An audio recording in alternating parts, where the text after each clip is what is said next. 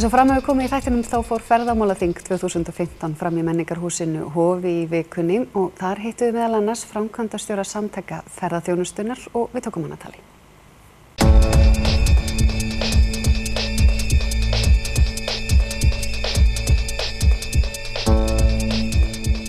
Mig langar að ræða eins þetta fyrirbæri, stjórnstöð ferðamála. Ég veit að þú hefur gríðarlegar væntingar og vonir og trú á þessu verkefni sem þykir sérstakt og óhefðbundið og út fyrir kassan. Viltu aðeins bara lýsa því fyrir okkur sem ekkert þekkjum til? Hvað snýst málið eiginlega Hvers vegna þetta svona áhugavert?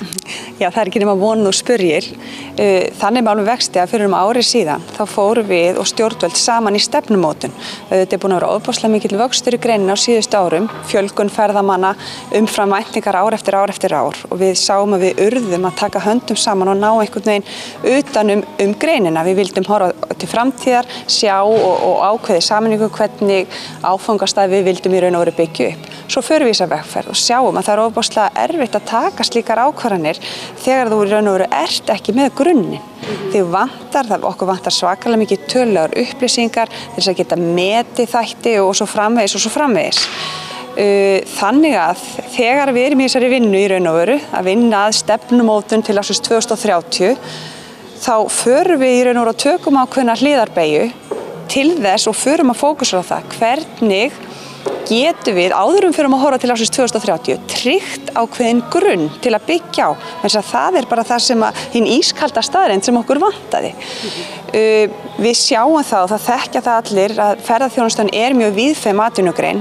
Hún formsins vegna undir atvinnuvega- og nýsköpunarráðuneyti og Ragnheiður Elín Árnadóttir veitir greininni forstöðu. En hins vegar á hún ekkert síður heima innan innanríkisráðuneytis til dæmis sem fer með samgöngumál, bæði flugmál og líka vegasamgöngur og svo framvegis.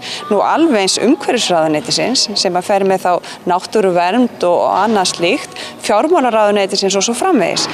Þannig að við horfðum á og vorum að meta mikið bæði þau gögn þá sem fyrirliggja, þau litlu og í raun og veru svona ófullnægjandi gögn sem við þó áttum. Eins fórum við að skoða þær skýrslur sem gerðar hafa verið greinina síðustu misserin og síðustu ár og töluðum við mjög marga allt land, ekki bara atvinnugreinina sjálfa, heldur landsmenn, ýmsar stofnanir, fyrirtæki og svo framvegis, til þess að reyna að átta okkur á stöðu greinarinnar og hvernig við getum byggt grunn til að geta horft til framtíðar. Góðu fréttirnar það að menn eru mjög sammála hver verkefnin eru, hverjar áskoranirnar eru til þess að tryggja þau tækifæri sem í greininni felast. En við sáum það líka að við í greininni getum ekki tryggt þessi tækifæri eða elt þessa greinina ein. Sveitarfélögin sem mjög mikilvægur hlekkur í þessu öllu saman, fer með skipulagsvaldið á mismunandi svæðum, getur ekki tryggt þessar undirstöður ein og ekki heldur stjórnvöld, verandi með í raun og veru þessa grein sem fellur undir svo mörg mismunandi ráðuneyti. Þannig að við horfðum á mikilvægi þess að ná að vinna saman. Við verðum til þess að geta tryggt þessi tækifæri, til þess að geta unnið að þessum áskorunum, gengið í takt í sömu átt, þá verðum við að ná utan þetta saman. Við verðum saman að taka ábyrgð og bera ábyrgð á málaflokknum og vera tilbúin til að vera samferða. Þess vegna og þannig í raun og veru hugsunin á baku þessa stjórnstöð sem við vorum að kynna núna fyrir nokkrum vikum síðan núna.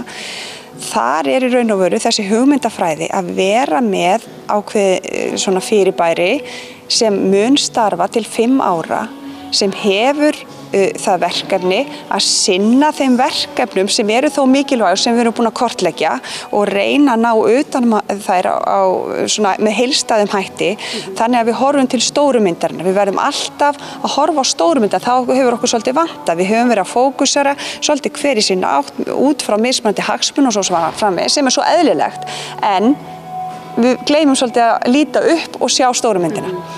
Þarna innan þessar stjórnstöðar svo stjórn eða yfir stjórnstöðin stjórn og það það mikilvæga. Stjórn ber ábyrgð það ekki í fyrirtækjum, alveg eins ber stjórn ábyrgð þarna á því að þessi verkefni að þau séu skoðuð ofan í kjölinn, að því til dæmis eins og eitt verkefni sem nefnt er til dæmis bara rannsóknir og greining í greininni. Þú veist, hvað er verið að rannsaka? Hvernig er verið að rannsaka það? Hvaða rannsóknir þurfum við? Erum við endilega að skoða það sem við þurfum að vera að skoða? Eru kannski fleiri en einn eða fleiri en tveir að skoða það sama og er þannig fjármunum illa varið og svo framvegis og svo framvegis? Við þurfum að ná utan um þessa þátt, við þurfum að vinna þá heildstætt og sem sagt með hlutlausum hætti og svo er það þá stjórnar þessar stjórnstöð að ákveða hvaða leið við ætlum að fara og tryggja þá þeirri leið framgang. Þess vegna er svo mikilvægt að í þessari stjórn sitja bæði fulltrúar þessara ráðuneyta sem ég nefndi, fulltrúar fyrirtækjana í gegnum samtök ferðaþjónustunnar, eins sem og fulltrúar samtaka íslenskra sveitarfélaga. Þannig að þetta er eitthvað sem okkur finnst alveg gríðarlega spennandi og ég held að sé í raun og veru eitthvað sem ég vil bara trúa að við getum horft til varðandi frekari verkefni hérna á Íslandi og jafnvel annars staðar. Í öðrum löndum höfum við verið að horfa til hvernig önnur lönd hafa verið að vinna að svona uppbyggingu eins og þessara greinar sem er svona víðfeðm. Þeir hafa verið að búa til það sem kallað er eða svona hort á whole of government, það er að segja það sem stjórnvöld er að taka höndum saman út af því einmitt hvernig þessi grein er víðfeðm. En við erum að taka þetta skrefinu lengra. Við ætlum að vera samferða, stjórnvöld, sveitarfélögin og greinin. Við ætlum að vera samferða í því að tryggja þá vegferð sem við teljum hvað vænlegasta, hort á stóru myndina til langstíma litið.